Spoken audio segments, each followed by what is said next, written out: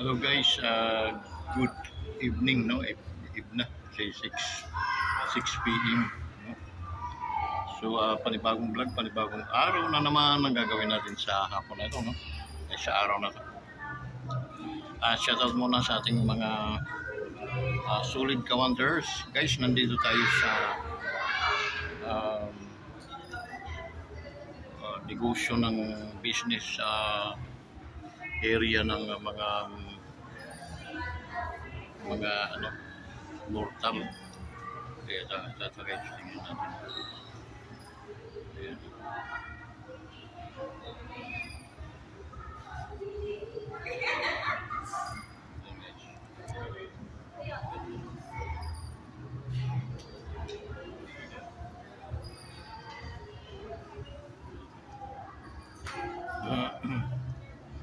Kasi mortal guys.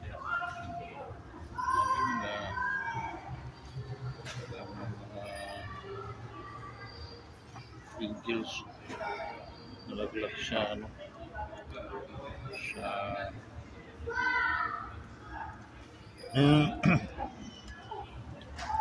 so yung guys, no? Balik tayo. Ayan.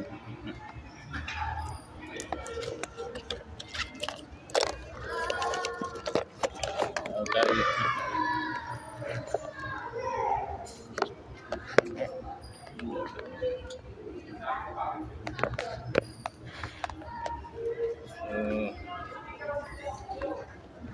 Yun.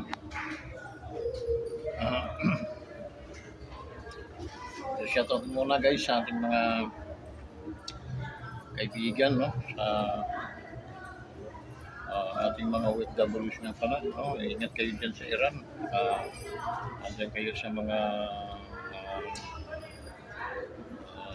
UAE o Saudi Arabia, delikado tayo ngayon, no? Lalo na dyan sa Bahrain, sa Iraq, no? Kasi ang Iran,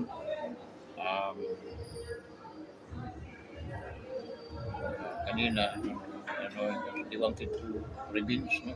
So na mag-revenge doon sa mga units sa facilities, no? Na nasa Iraq. Kaya ingat-ingat kayo, huwag muna kayong mamasyal baka mataplikan kayo ng bala. So ano yung mga wala ko ibang panalangin kundi may ligtas kayo palagi sa mabuti kayong mga kalagayan.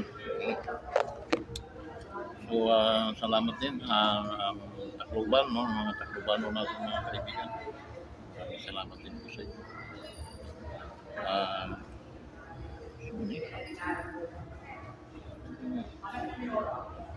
Tapos guys, ida samar, no? Gihapon maupay gyud sana na amuada it maupay mga kabutangan, no?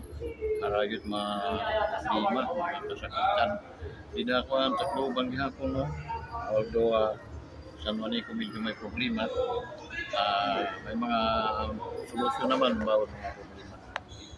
So medyo ampo-ampo gihapon. Natin mga kapulisan, mga men and women sa police, no? Shoutout sa inyo lahat guys.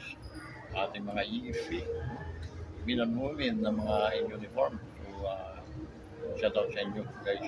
Then maraming salamat din sa supportan nyo sa aking YouTube channel. Actually, kakaunti na lang, no? Mamonetize na tayo. At dito rin sa ating sa business center ng mga mahihinang nilalang dito sa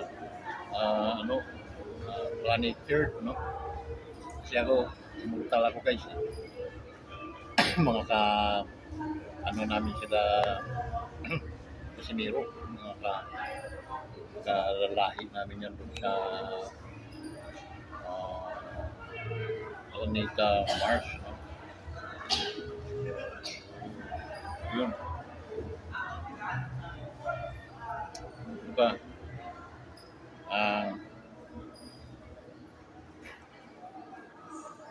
Yung ating mga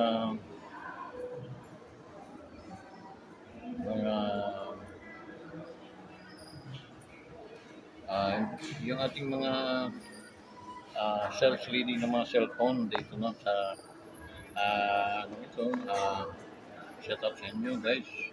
Salamat nga pala sa support sa salamat nga pala sa pag-subscribe mo sa ating YouTube channel no. Shout out sa inyong lahat. Sila Tintin no. Shout out sa inyo. Ating mga sa SG no. Sa Harrison Mall. Shout out sa inyo lahat guys. Okay. Salamat sa patuloy niyong suporta sa ating YouTube channel. Okay. Malapit na. Okay. Yun. Medyo bubo tayo guys. Kala ko nga hindi tayo matatablan dahil tayo immortal eh. Pero nangurug-urug nangurug-urug na tayo guys. Dahil talagang nadadali pa rin pala tayo ng mga sakit-sakit. So yun. Alam kung ano yung ating ano ngayon no. Ating ano yung ating pinturahan.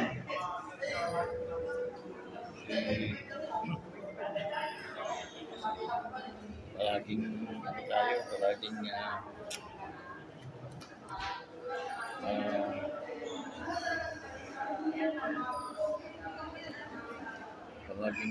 maulan dito sa airport guys. So hindi ko alam kung ano yung ating kanina guys dito sa lugar na ito namigay ng yung mga senior no. Nagkakataka ko guys, si Kawang senior dito pero wala tayong natatanggap dyan sa Santa Cruz. Mga bulaog yung mga nangungulit ng mga senior. Napakarami senior dyan na hindi tumatanggap ng pensyon. Kasi nga, hindi naayos nung pamunuan nung ano, tawag noon, samahan ng mga matatanda dito sa Santa Cruz. Tawag na dyan sa Patimbang. Ang presidente dyan ay dating teacher baka elementary ang mga tinuturuan ay yung kinder. Wala rin talagang maisip na magandang plano para umunda ng mga senior citizen. Wala ibang ginawa kundi matulog lang. Bagay matanda na yun. So, shout out sa mga senior citizen na hindi mga nakakuha ng pension. So, yun.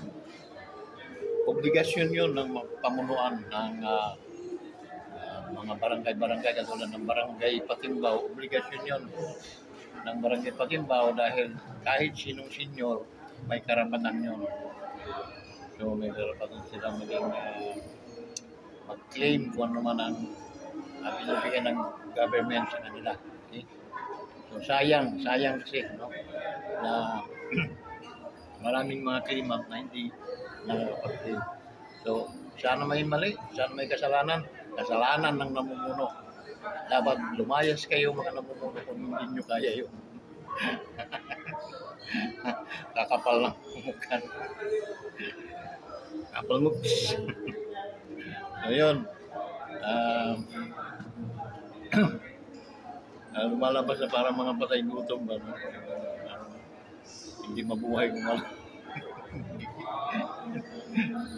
walang samahan. Kailangan mag-servisyo kayo ng maayos. Daming mga magagaling dyan na mga ano na pwede talaga kumilos as leader para sa senior citizen. Mga luma, wala na yan. Wala na maisip na mga gaganda yan kundi puro mga kawangan na. So yun, totoo. Real talk lang tayo, no? At mga presidente ng mga senior na hindi kumikilos, hindi gumagaw, hindi ginagawa ang kanilang mga tuntunin. Shit kayo lang.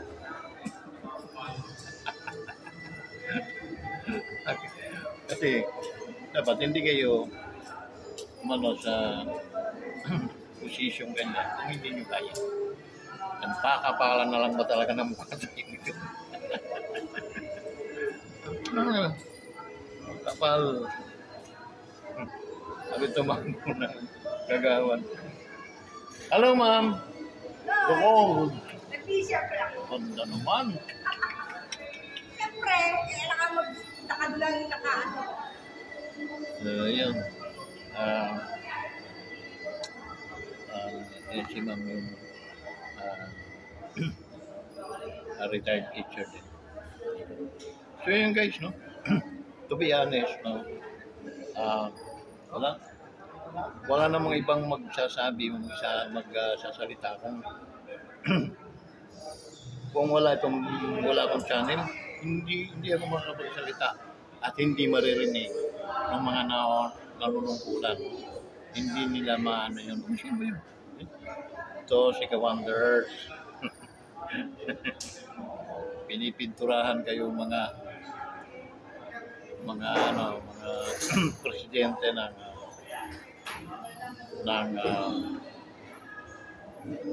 senior, ng mga hindi gumagawa ng tama at hindi ginagawa yung kanilang mga trabaho at alitutunin.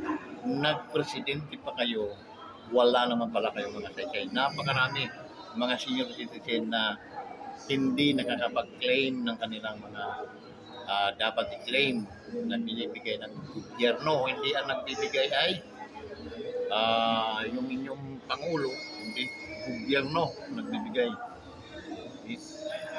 Tandaan niyo yan. Walang ibinibigay inyong presidente o Pangulo, kundi yung gobyerno nagbibigay para benepisyo yung ating mga senior. Ngunit may mga baliw talaga ng mga presidente, ng mga barangay ng mga senior na puro mga tamad. Nabayaan lang nila, routine, ganun lang palagi. Iikot yung tambyulo hanggang sa naging nangamatay na yon. They cannot receive what the government wanted to. Ganun ang ano. So, sabi ko naman, kung hindi nyo makakaya mga animal kayo, magsipag-retire, ibigay nyo sa iba na mayroong kakayahan, magserbisyo, maglingkod bilang Pangulo o Presidente ng senior citizen. Malinaw. So, wala akong masamang tinapay sa mga kundi yung inyong trabaho, gampanan ninyo. Marami ko bang mga senior na marami. Dami kong kilalang senior na hindi nakakatanggap ng benepisyo. Sabi ni bagong mayor natin sa Santa Cruz, nung nag-attend ako, membro ako ng samahan ng magkakapitbahay. Yun ang nakapagpanalo kay mayor at saka kay Idol Binti, no?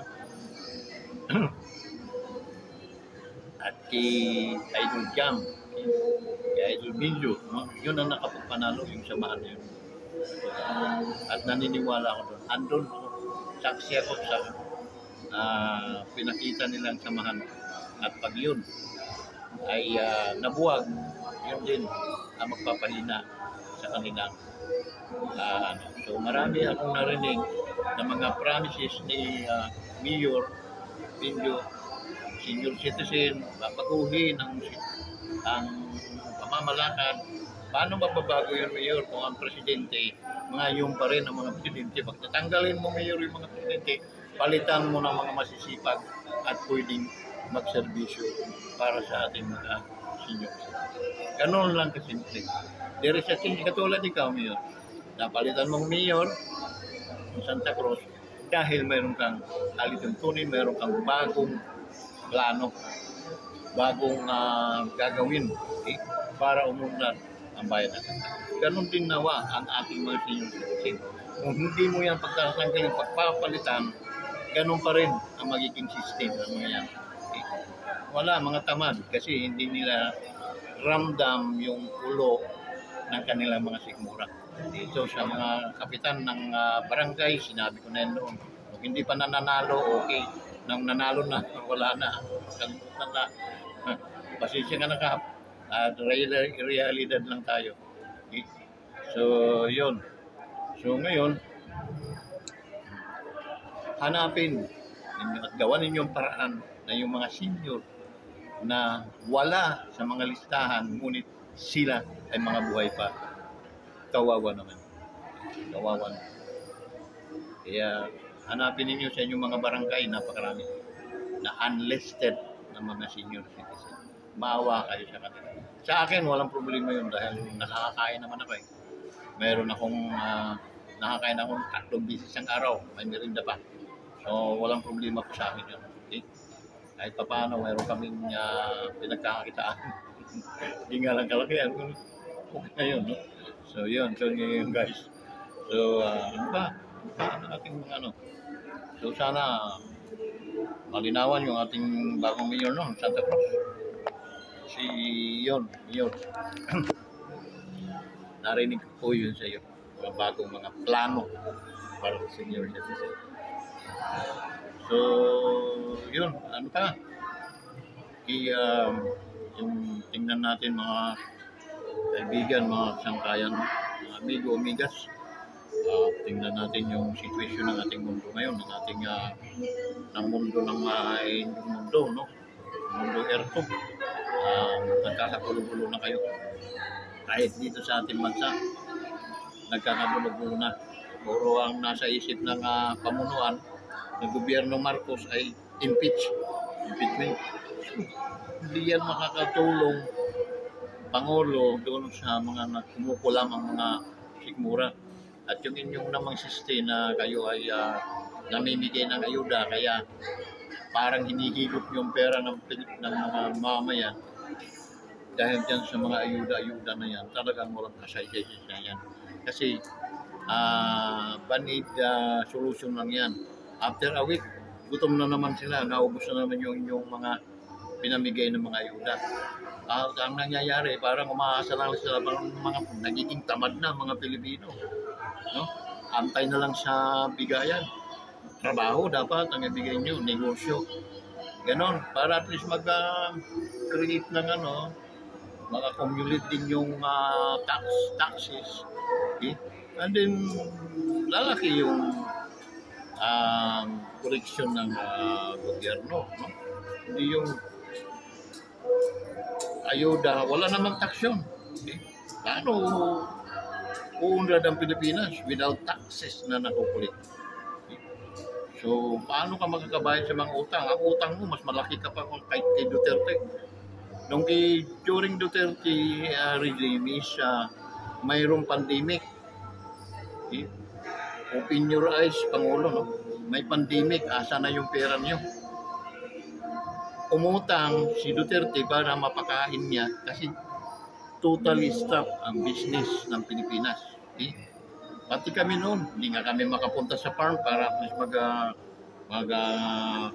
mag-dilig ng mga halaman. No? Pinagbawalan kami mga siraulo dito, mga kapulisan. No? Kahit sinasabing, sir, magdidilig. Ay, bawal nga eh. Galitan ka pa. Okay? So, naging na pakainin talaga ng gobyerno yung mga tao kasi sila quarantine naka sa mga bahay-bahay, nakakulong lang, bawal malis. So paano mabubuhay yung kundi pakainin, bigyan ng pagkain? So yun, hindi nakakapagtaka kung umutang man yung pamunuan ni Duterte noon siya ang presidente. Not like dito sa iyo ngayon, laki ng utang ng Pilipinas, pero wala namang mga nangyayaring mga bagyo or lindol or gutom. Wala. Mga kurap lang talaga kayo, kaya ang ginawa nyo, ayuda. Kasi sa ayuda, insod na 10,000 mapupunta sa mga tao. Ang napupunta sa tao, alam yung magkano? 2,000 na lang. Hindi kayo nahiya noon. Sa inyong inyong kinamkam na pera na para doon sa mga mahihirap, gusto me, nanakaw pa ninyo. Diyos ko, ang ibinibigay na lang nyo doon, barya. Nakakapangting kayo ng ano. Walang humpay pamimigay ng ayuda. Bakit? Eh diyan sila kumikita eh. Diyan sila nakakadugas. Diyan sila nakakadugas. Sa totoong kwintungan. Tapos wala kayong ibang ginagawa kundi impeachment. No? May impeach ka rin, Presidente, baka hindi ka umabot ng 3 years from now. No? Kasi mas ka-impeach ka kay Sara, i-Vice President. Unang-una, linoko mo kami. Linoko mo yung Vice President. And then, pagka inano mo, no? Yung, may tawag yung binudol mo. Hindi lang yung kami. Pati yung Vice President, pinasakay mo. And then, sa laki ng utang ninyo sa mga Duterte, anong ginawa niyo sa mga Duterte? Kinidnap nyo, dinala doon sa dahig. No? Dinala. Hindi na kayo nahiya. Wala na ba talaga kayong natirang kahihiyaan sa buhay? Yun ang isang doon mga katanungan na dapat anuhan namin. Meron pa naman, ka-wonder. Meron pa naman kaming hiyan. Pero sa bandang ganon, wala po ako nakikita may natira pa kayo hiya. Kasi unang-una, napakalaki ng utang na loob nyo sa mga Duterte. Anong ginawa nyo? Inarantado nyo ang mga Duterte. Inarantado. Wala talaga kayo uwang sa ating dahil di ko alam saan kayo humuhugot ng kapal ng mga mukha. Imagine mo, nakapanalo ka bilang presidente, it because of Duterte, anak ng. Tapos yun ang ginawa mo, pinai-impeach mo si Sara, si Pastor Kibuloy. Ayan, lumabas na kanina, narinig ko, no? Meron akong ni-share ko yun. Na yung mama na nagsasalita na tumistigo, no? Ay sinuhulan lang. Sabi ko na nga eh. Sinuhulan ni Kibuloy. Ay nai-raise ang virus. So, krimen yun. Mga hikayat kami na mga kahit 100 tao lang. Napakarami, no? Hindi lang 100 kami. Magsasampa kami ng demanda sa inyo para panagutin kayo sa inyong mga nagawang krimen. Okay? Sabi ng Bible, the wages of sin is death. No? Ang kabayaran ng kasalanan ay kamatayan. So there is always kabayaran. No? Pag nagkasala kayo, aani din kayo ng kabayaran. Okay? Pagbabayaran niyo ikangayan. So yun, imagine mo, naggawa-gawa kayo ng mga ebidensya. Okay? Ito lumalabas na. Okay? Lumalabas na sinuhulan anak na.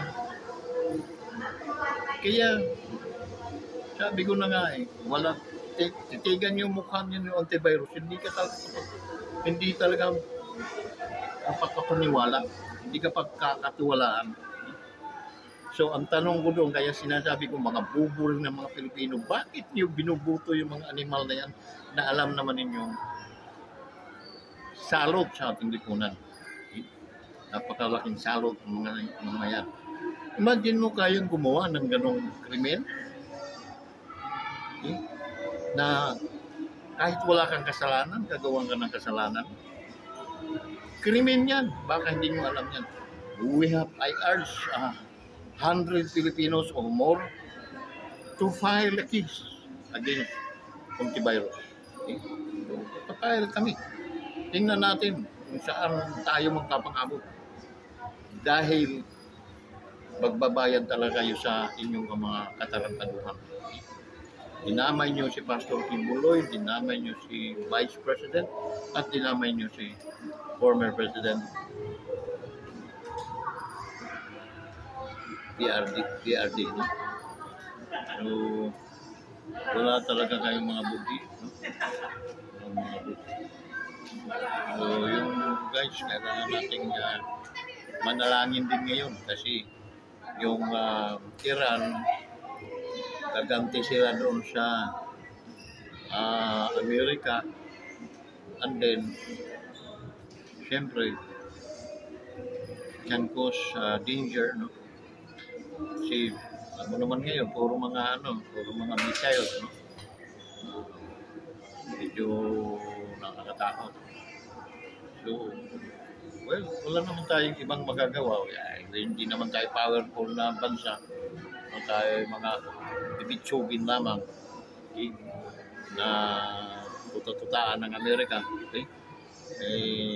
Siyempre,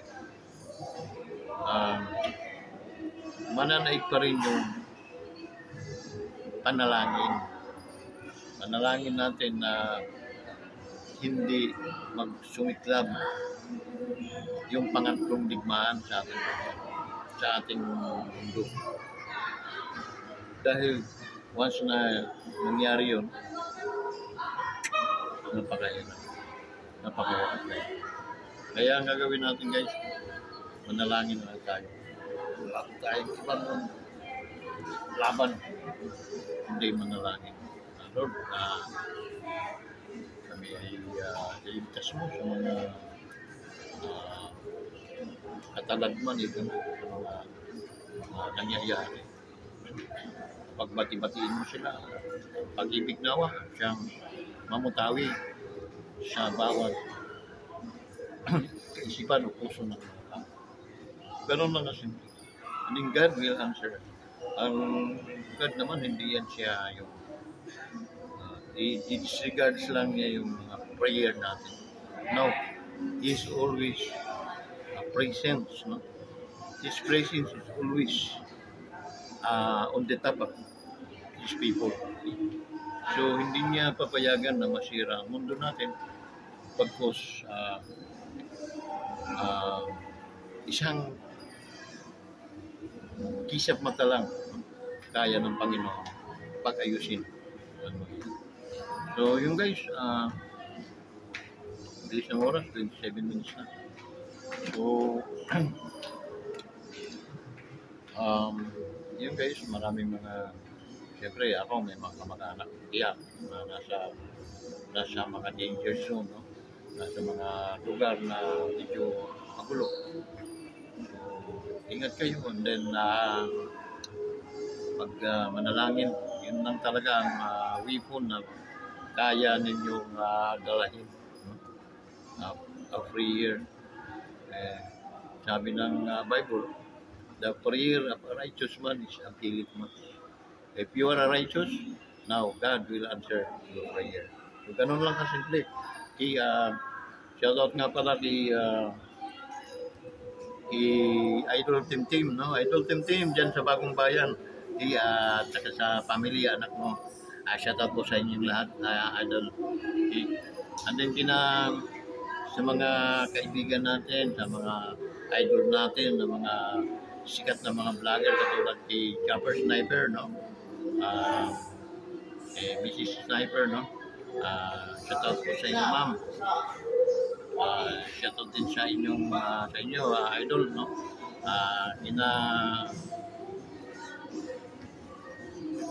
Kapanalig. Nakalimutan ko si Kapanalig. So, although alam kong nakinabang na kayo sa YouTube, no? Tulungan naman ninyo itong inyong kaibigan. Ituring nyo akong kaibigan, no? Lalo na sa aking idol, no? Yung immortal kong idol, si Janrel Casimiro. Wala ka pa bang laban, Dol? Okay? Tagal-tagal mo nang nabakante, no? Pero wag kang mawalan ng pag-asa. Alam ko naman na kakampitan ng Diyos pag may labang ka, tulog ang aabutin naman. Before ka mag-retiro, dapat maganda ang record din. always believe, no?